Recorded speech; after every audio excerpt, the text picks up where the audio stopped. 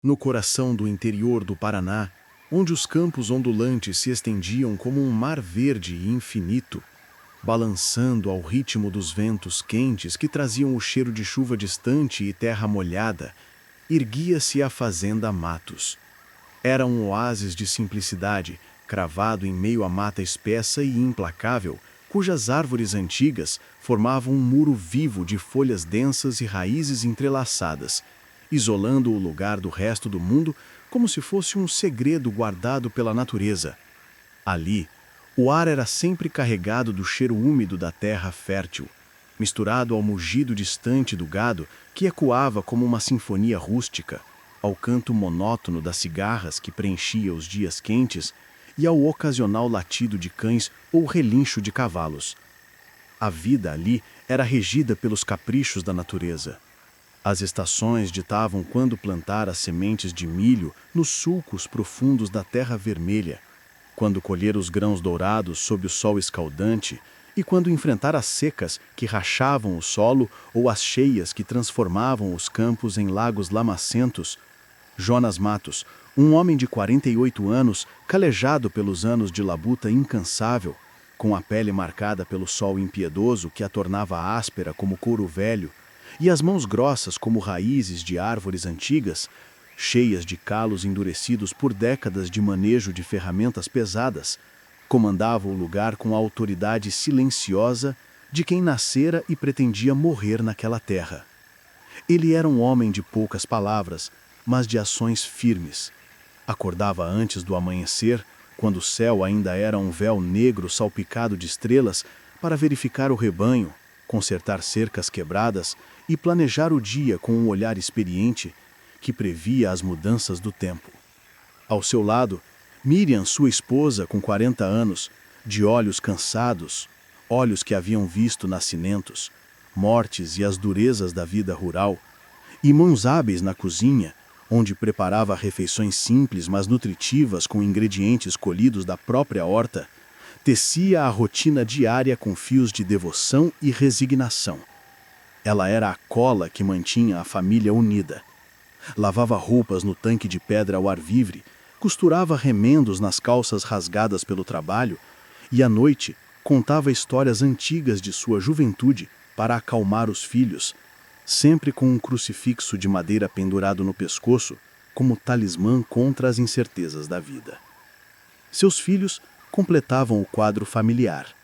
Ana, uma menina de 15 anos, com cabelos negros como a noite sem lua, que caíam em cachos selvagens sobre seus ombros, e um sorriso inocente que iluminava as manhãs sombrias, trazendo um raio de esperança mesmo nos dias mais árduos.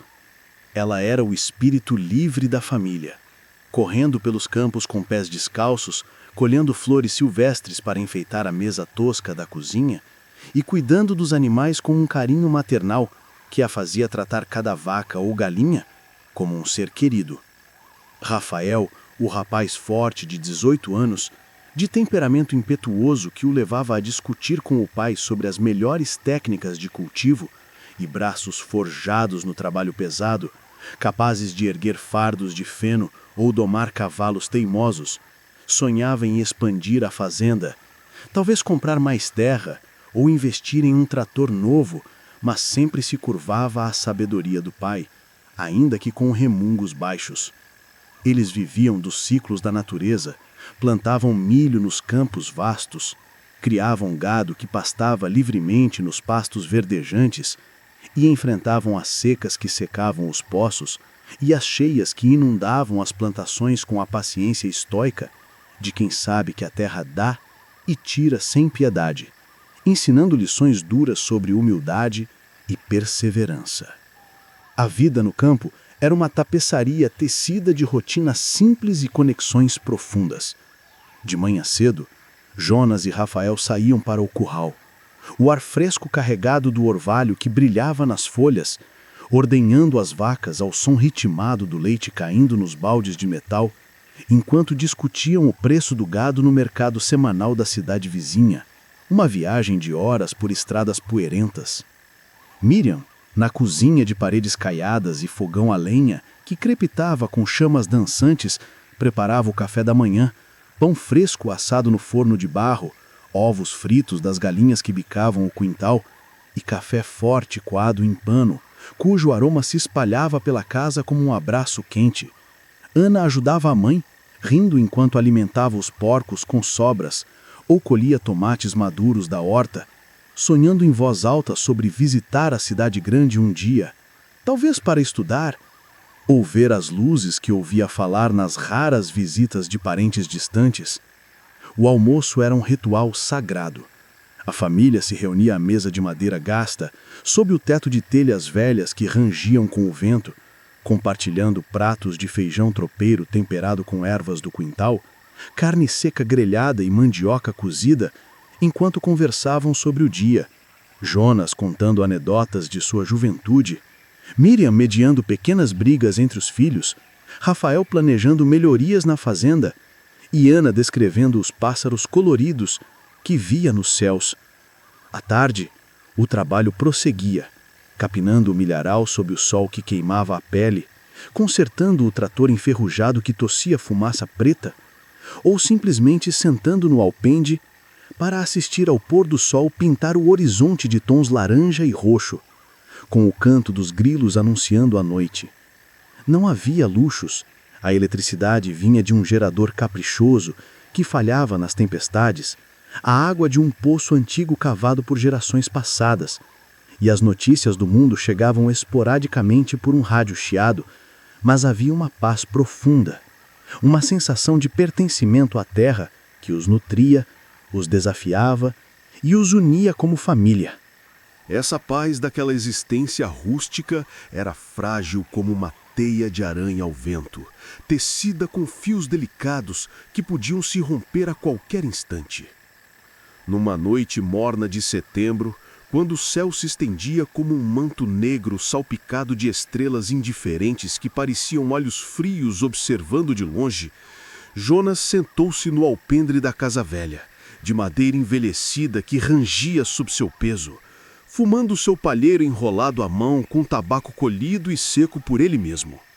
O fumo subia em espirais preguiçosas, misturando-se ao aroma doce de jasmim silvestre que brotava da mata próxima, carregando consigo memórias de noites passadas em paz.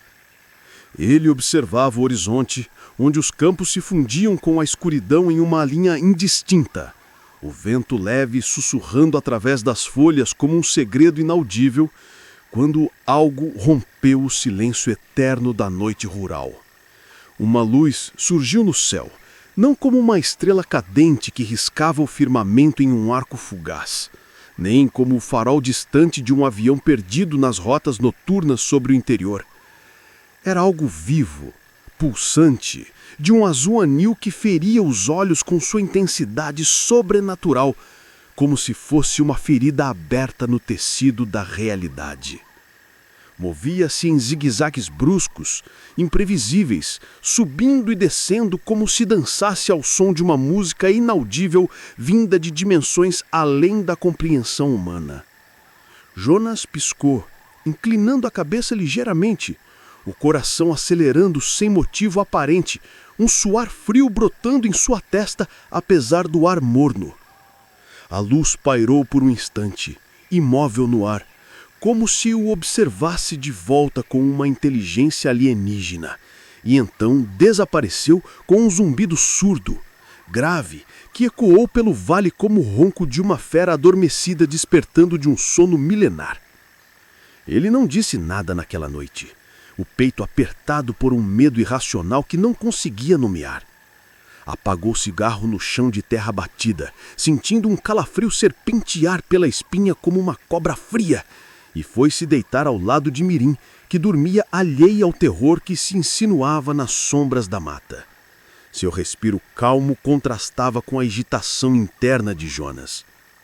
Os dias seguintes transcorreram em uma normalidade forçada, com Jonas tentando enterrar a memória daquela visão sob camadas de trabalho árduo. Ele se jogava nas tarefas com mais vigor, cortando lenha com um machado que ecoava como trovões distantes, consertando cercas com arame farpado que cortava suas mãos já calejadas, como se o suor e o esforço físico pudessem afugentar o desconforto que se instalara em seu peito como uma pedra pesada. Mas o incidente o assombrava. Durante as refeições, ele comia em silêncio, os olhos distantes, respondendo às perguntas da família com grunhidos curtos, enquanto Miriam o observava preocupada, tocando seu braço em gestos de conforto que ele mal registrava. Foi então que a vaca malhada, Belezinha, o xodó de Ana, que a tratava como uma amiga fiel, escovando seu pelo macio com uma escova velha e sussurrando segredos ao seu ouvido sobre sonhos de menina, começou a mudar de forma alarmante. Sempre dócil, meiga como uma mãe com seus filhotes, permitindo que Ana montasse em suas costas para passeios curtos pelo pasto, passou a arremeter contra as grades do curral com uma violência selvagem que não lhe pertencia. As patas chutando a terra e erguendo nuvens de poeira vermelha e amarela. Bufava com fúria, os olhos injetados de um ódio primal que fazia Ana recuar em lágrimas. E evitava o toque humano, recuando como mugidos guturais que ecoavam como ameaças. E sua barriga? Sua barriga inchava. Inchava dia após dia, como se carregasse uma vida indesejada e profana, esticando a pele até o limite, revelando veias pulsantes como rios de sangue sob a pelagem malhada que outrora era tão familiar. Jonas jurava pelos céus, em conversas tensas com Rafael no galpão, que ela não havia sido coberta por nenhum touro. O rebanho era controlado com rigor, os animais separados por cercas sólidas. Mesmo assim, o ventre crescia em silêncio, em segredo, em agonia, como se algo maligno se formasse ali dentro, alimentando-se da essência da pobre criatura. O drama familiar começava a se desenrolar como uma teia de rachaduras em uma parede velha. Miriam, sentindo o ar mais pesado, murmurava orações baixas na cozinha enquanto amassava a massa para o pão, benzendo-se com o crucifixo e aspergindo água benta nos cantos da casa, como se pudesse afastar o mal que pressentia. Rafael, sempre o mais prático, confrontava o pai durante o trabalho. "Pai, isso não é natural. Vamos chamar o veterinário de Londrina, mesmo que custe caro. Belezinha está sofrendo, e Ana chora toda noite por causa dela." Mas Jonas, teimoso e atormentado pela luz que vira, hesitava, temendo que revelar o incidente trouxesse olhares julgadores ou pior, atraísse curiosos para a fazenda isolada. Ana, a mais afetada emocionalmente, passava horas observando Belezinha de longe, os olhos marejados, sussurrando: "O que há de errado com você, amiga?", enquanto o animal a ignorava ou respondia com bufos agressivos, quebrando o vínculo que as unia. Os outros animais sentiam o mal que se instalara, como se um veneno invisível contaminasse o ar. As vacas se afastavam dela no pasto, formando um círculo invisível de rejeição, mungindo nervosas quando ela se aproximava. O cachorro de guarda, Tigre, um mastim robusto e leal com pelagem marrom e olhos alertas, rosnava de longe, os pelos eriçados como espinhos, recusando-se a aproximar mesmo quando chamado por Rafael. As galinhas, que outrora bicavam o chão ao redor do curral sem medo, agora fugiam piando em pânico, espalhando penas pelo ar. Os cavalos empacavam, relinchando nervosos e batendo as patas no chão, se fossem forçados a passar perto, como se sentissem uma presença demoníaca. Na cozinha, Miriam murmurava orações baixas, benzendo-se com o crucifixo de madeira que pendia no pescoço, enquanto preparava o jantar com mãos trêmulas. O cheiro de comida, agora misturado a um desconforto palpável. "Aquilo não é mais a Belezinha", disse Rafael certa tarde, enquanto afiava a foice no galpão escuro, os olhos fixos na vaca que pastava isolada, sua silhueta deformada pelo ventre inchado. "Tem algo dentro dela, algo que quer sair, e não é nada bom." Suas palavras pairavam no ar, ecoando os medos não ditos da família, aprofundando o drama emocional que começava a se formar. A tensão crescia como uma nuvem de tempestade no horizonte, escurecendo os dias outrora luminosos. Jonas passava noites em claro, espingarda ao lado da cama de casal feita de madeira tosca, ouvindo os sons da mata que pareciam mais vivos, mais atentos, folhas farfalhando como sussurros conspiratórios, animais noturnos gritando com uma urgência nova, Ele se virava na cama, os suores correndo pelo rosto, enquanto Miriam, acordando com seus movimentos, o abraçava em silêncio, compartilhando o medo sem palavras. Ana chorava baixinho no quarto compartilhado com o irmão, abraçando o travesseiro velho, sonhando com a luz que seu pai havia descrito em um raro momento de confidência, acordando gritando no meio da noite e sendo acalmada por Rafael, que a ninava como quando eram crianças. O rapaz, por sua vez, sentia a responsabilidade crescer. Ajudava mais no trabalho, mas discutia com o pai sobre a inação, acusando-o de teimosia, o que levava a brigas tensas no jantar, onde pratos eram deixados pela metade e olhares evitados. E então, numa madrugada de vento uivante que sacudia as janelas soltas e a lua apagada pelas nuvens densas como um véu de luto, os gritos começaram. Berros desesperados ecoaram pelo curral, misturados a um som líquido e grotesco, como carne sendo rasgada por garras invisíveis, acompanhado de um fedor que se espalhava pelo ar. Jonas e Rafael saltaram da cama, pegando o lampião de querosene que tremia em suas mãos, correndo para o breu da noite, o chão frio sobre os pés descalços. Ana e Miriam o seguiram, enroladas em xales velhos, o coração disparado de terror. O ar estava pesado, carregado de um fedor metálico de sangue e algo mais. Um cheiro azedo, alienígena, que revirava o estômago como um veneno corrosivo. O que viram no curral arrancaria o sono deles para sempre, gravando-se em suas mentes como uma cicatriz eterna. Belezinha estava no chão de palha ensopada, coberta de sangue viscoso e vísceras frescas que brilhavam à luz trêmula do lampião. Havia devorado outra vaca do rebanho. Os ossos ainda estavam entre seus dentes afiados, agora mais longos, mais cruéis, como presas de um predador primordial. Sua barriga parecia viva, contorcendo-se como um mar em fúria, ondas de carne pulsando sobre a pele esquicada, emitindo sons úmidos que ecoavam no silêncio. Ana, que o seguia em pânico, gritou ao ver a cena, um grito agudo que cortou a noite como uma lâmina, e foi como se o som detonasse o inferno.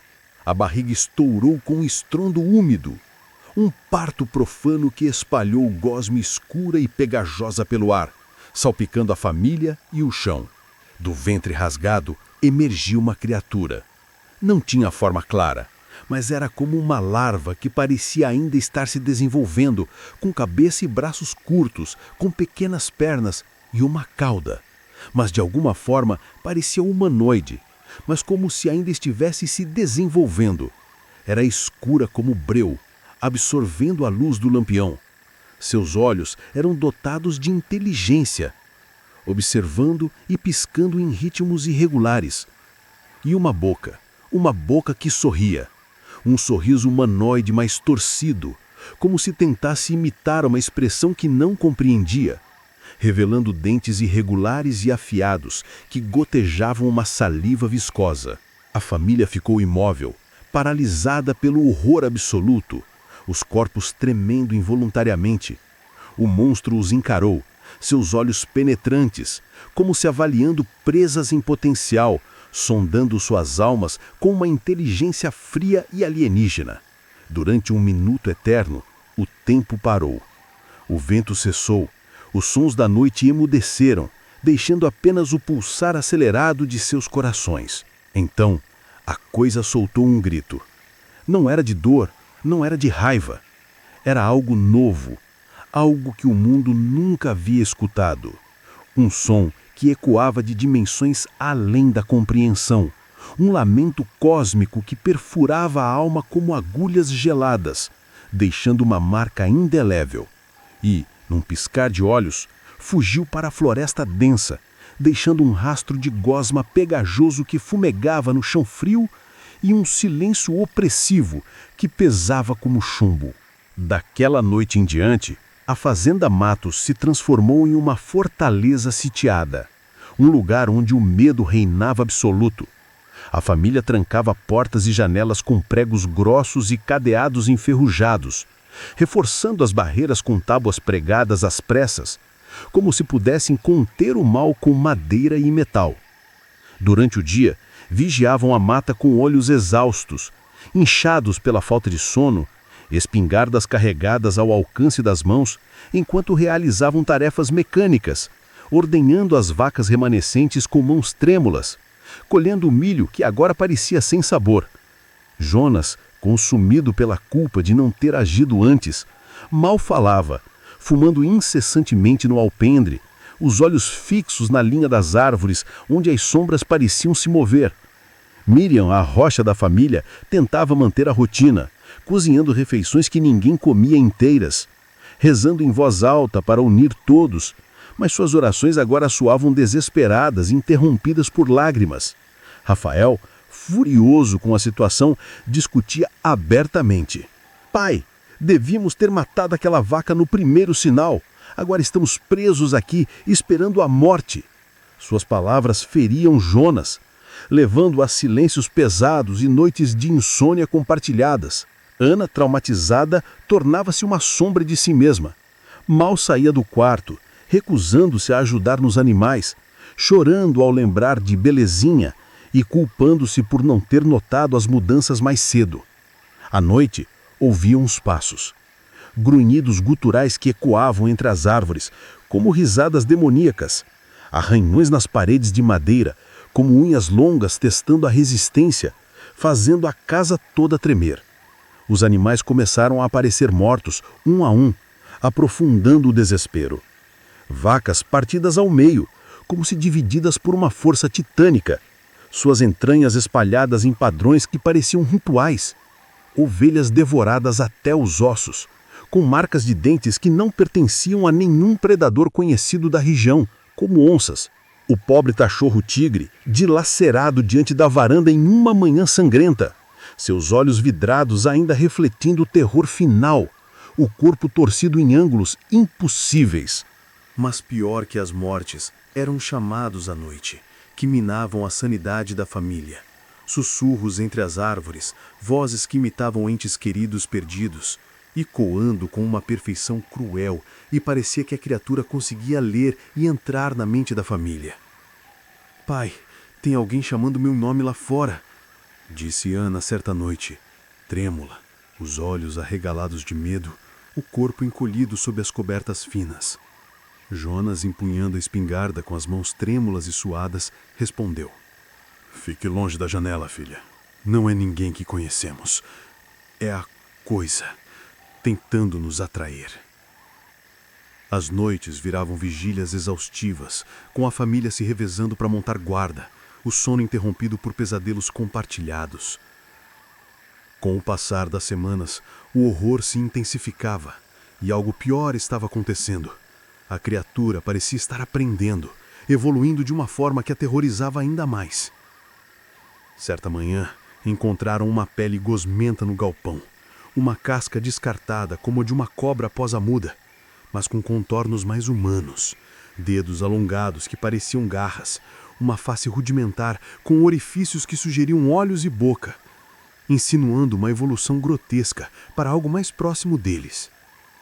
Está trocando de pele, murmurou Miriam, cruzando-se freneticamente, as mãos tremendo enquanto segurava o crucifixo. Como um fingidor, como algo que quer se tornar um de nós. Suas palavras desencadearam uma discussão familiar. Rafael queria caçar a criatura, Jonas preferia esperar, Ana suplicava para fugirem, e Miriam tentava acalmar todos com pressas, mas o medo os dividia. E de fato, as mortes tornavam-se mais astutas, mais humanas, revelando uma inteligência crescente que os deixava à beira da loucura. Armadilhas eram armadas, rastros falsos de pegadas que levavam a emboscadas na mata, onde galhos quebrados formavam caminhos ilusórios. Cercos invisíveis isolavam presas, como se a criatura planejasse com astúcia. A fome do monstro cresceu, evoluiu, imitando padrões de caça que só a inteligência poderia conceber, como atrair animais com sons familiares. Uma noite, chamaram por Jonas com a voz exata de seu irmão, morto há anos em um acidente na roça, durante uma colheita chuvosa. Jonas, venha me ajudar. Estou preso na mata. A voz era perfeita, carregada de dor e súplica, ecoando da escuridão como um fantasma vivo. Jonas resistiu, suando frio, as lágrimas escorrendo enquanto se agarrava à espingarda, mas o incidente abalou a família. Miriam chorou abraçada a ele, Rafael xingou a criatura em voz alta e Ana tapou os ouvidos gritando para que parassem. O terror se tornou insustentável, corroendo os laços familiares com o ácido. Brigas explodiram por ninharias. Quem esquecera de trancar uma janela, quem gastou a última vela. Mas por baixo era o medo que falava. Jonas se isolava, culpando-se por não ter protegido a família. Miriam se agarrava à fé, mas duvidava em silêncio. Rafael ameaçava partir sozinho. Ana se fechava em mutismo, perdendo o brilho nos olhos. Finalmente, venderam o que puderam. O gado remanescente, magro e assustado, ferramentas enferrujadas cobertas de poeira, até a terra amaldiçoada que agora parecia envenenada, e partiram para a cidade grande, Curitiba, deixando para trás a fazenda que fora seu lar e agora era um túmulo vivo de memórias aterrorizantes. A viagem foi silenciosa. Em uma carroça alugada puxada por cavalos exaustos, os pertences amontoados como relíquias de uma vida perdida. Jamais contaram a verdade a ninguém, temendo o ridículo ou pior. Um dia, em um acesso de culpa e desespero, Jonas, bebendo em um boteco fedorento da periferia, com cheiro de cigarro e álcool barato, murmurou sobre a coisa que nasceu da vaca para estranhos ao balcão. Os frequentadores riram, chamando-o de bêbado, de inventor de lorotas, batendo em suas costas com pena disfarçada. Ele se calou para sempre depois disso, o rosto envelhecido ainda mais pelas rugas do arrependimento. Sabiam que era melhor ficarem quietos. Ninguém acreditaria neles. Seriam taxados de loucos, internados em manicômios frios com paredes brancas e grades nas janelas, longe da terra que os definira. Agora, os matos viviam em um bairro pobre da cidade, em uma casa apertada de tijolos aparentes e mal rebocados, com um telhado de amianto que vazava nas chuvas, ouvindo o barulho incessante do tráfego de carros e ônibus em vez do canto dos pássaros ou do mugido do gado. A transição foi brutal. O ar poluído, carregado de fumaça de escapamentos e cheiro de lixo acumulado nas ruas estreitas, contrastava com o frescor da mata. As noites, iluminadas por postes de luz amarelada que zumbiam como insetos, eram interrompidas por sirenes distantes e brigas de vizinhos, em vez do silêncio rural. Jonas, outrora senhor de sua terra, agora trabalhava como zelador em um prédio alto e impessoal no centro, varrendo corredores frios de mármore falso, limpando banheiros com cheiro de desinfetante forte, sentindo-se invisível entre os moradores apressados que mal o notavam. Seus dias eram monótonos. Acordava cedo, pegava o ônibus lotado onde corpos se espremiam como gado e voltava exausto, as mãos agora calejadas por esfregões em vez de enxadas. Miriam arrumou emprego lavando roupas para famílias ricas em bairros nobres, passando horas em tanques industriais com sabão barato que ardia na pele, dobrando lençóis imaculados enquanto lembrava da horta que cultivava. Ela tentava recriar a rotina. Cozinhava feijão em um fogão a gás instável, mas os ingredientes comprados no mercadinho caro não tinham o sabor da terra fresca, e as refeições eram comidas em silêncio, à mesa apertada sob uma lâmpada nua.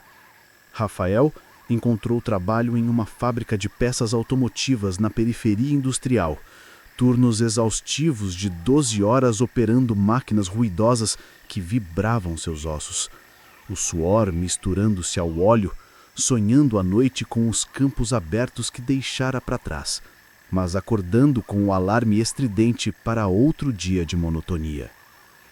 Ana, matriculada em uma escola pública lotada, lutava para se adaptar.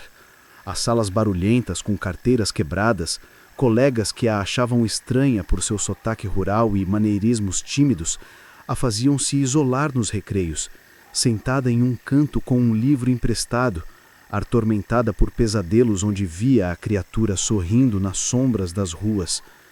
Ela mal falava em casa, respondendo com monossílabos, o sorriso de outrora substituído por um olhar vazio. A vida na cidade era uma sobrevivência urbana, sem as raízes profundas da terra, mas o terror os unia em um silêncio pesado, carregado de segredos que não ousavam compartilhar. De vez em quando, surgiam notícias nos jornais amassados que Jonas comprava no quiosque ou na TV velha que chiava na sala apertada. Um fazendeiro encontrado mutilado em sua propriedade remota, o corpo mutilado e devorado por animal desconhecido. Um trabalhador rural desaparecido na mata fechada sem deixar rastro, apenas pegadas estranhas. Gado abatido de forma inexplicável, com marcas que desafiavam a lógica, veias drenadas e peles rasgadas.